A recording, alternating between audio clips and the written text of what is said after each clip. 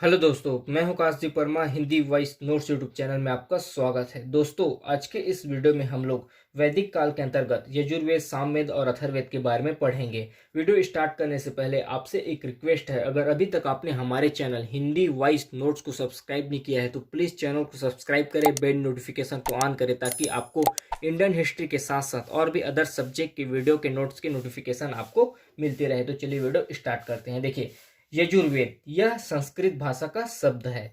यजु शब्द का अर्थ होता है वह वेद जो गद एवं पद में लिखा गया हो। देखिए, यजुर्वेद गद एवं पद दोनों शैली में लिखा हुआ है। यजु का अर्थ होता है यज्ञ। यह शब्द बना है यद धन जू से। यद का अर्थ होता है गतिशील और जू का अर्थ होता है आकाश। देखिए, यजुर्वेद संस्कृत भाषा का शब्द है। यजु शब्द का अर्थ होता है वह वेद जो गद एवं पद में लिखा गया हो। यजु का अर्थ होता है यज्ञ और यह शब्द बना है यद जन जू से। जू का अर्थ होता है आकाश और यद का अर्थ होता है गतिशील। यजुर्वेद में उल्लेख है यज्ञ की विधियां, कर्मकांड, जैमिति आकार के यज्ञ को बनाए जाने का। यजुर्वेद में उल्लेख है यज्ञ की विधियां, कर्मकांड एवं जैमिति आकार के यज्ञ को बनाए जाने का।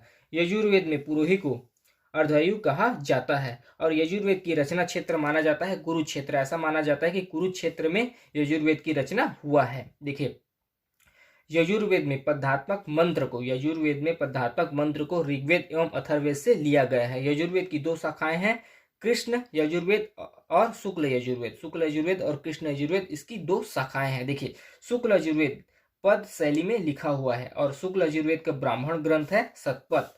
और शुक्ल यजुर्वेद में 40 मंडल और 1990 मंत्र हैं और इसकी भी दो शाखाएं हैं, कर्ण व मंदाग्नि।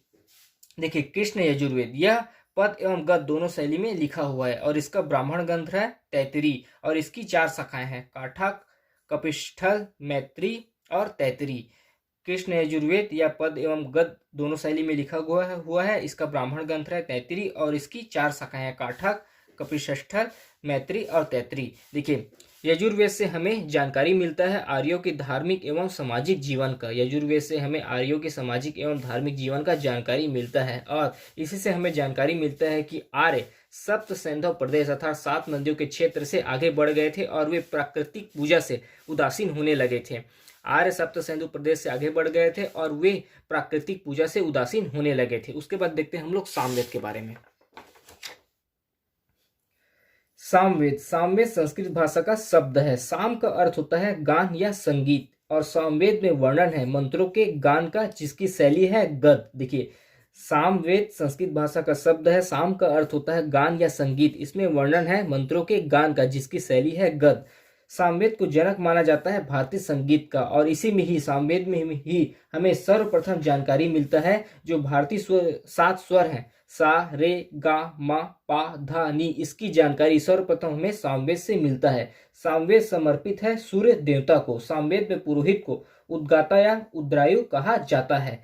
देखिए, सामवेद में श्री कृष्ण ने गीता में अपने वेदों को सामवेद कहा है। श्री कृष्ण ने गीता में अपने वेदों को सामवेद कहा है। सामवेद में संपूर्ण मंत्रों की संख्या है 1810, जिसमें से 161 मंत्र यजुर्वेद व अथर्ववेद से लिया गया है। सामवेद में संपूर्ण मंत्रों की संख्या है 1810, जिसमें से 161 मंत्र यजुर्वेद व अथर्ववेद से लिया गया है। तो कुल मंत्रों की संख्या हो जाएगा 1810 में 161 घटाएंगे तो 1549 और 1474 मंत्र ऋग्वेद से लिया गया है। 1474 मंत्र ऋग्वेद से लिया गया है तो मूल मंत्रों की संख्या हो जाएगा 1549 माइनस 1474 तो 75। मूल मंत्र की संख्या है सामवेद में 75। देखिए, 161 मंत्र लिया गया है यजुर्वेद व अथर्ववेद से और 1474 मंत्र लिया गया है ऋग्वेद से। तो टोटल जो मूल मंत्र है सामवेद में केवल 75 है।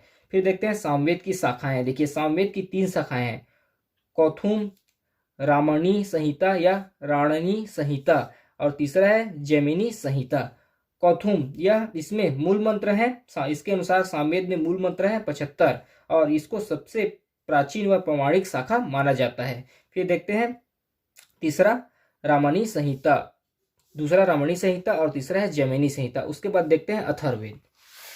अथर्ववेद इसका नामकरण अथर्व ऋषि व अंगिरस ऋषि के नाम पर हुआ है। इसका अन्य नाम है, अथर्ववेद का अन्य नाम है श्रेष्ठ वेद, ब्रह्मवेद, भौतिक वेद, लौकिक वेद व नवीन वेद। देखिए, अथर्ववेद का अन्य नाम है श्रेष्ठ वेद, ब्रह्मवेद, भौतिक वेद, लौकिक वेद, नवीन वेद। और इसका नामकरण अथर्वा व अंगिरस ऋषि के नाम पर हुआ है। अथर्ववेद को हिंदू धर्म का पवित्रम वेद माना जाता है। अथर्ववेद में पुरोहित को ब्रह्म कहा गया है।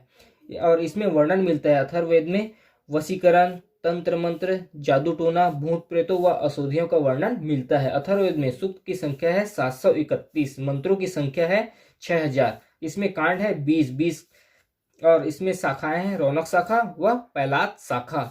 इसमें अथर्ववेद में सभा व समिति को प्रजापति की 2 पुत्रियां कहा गया है।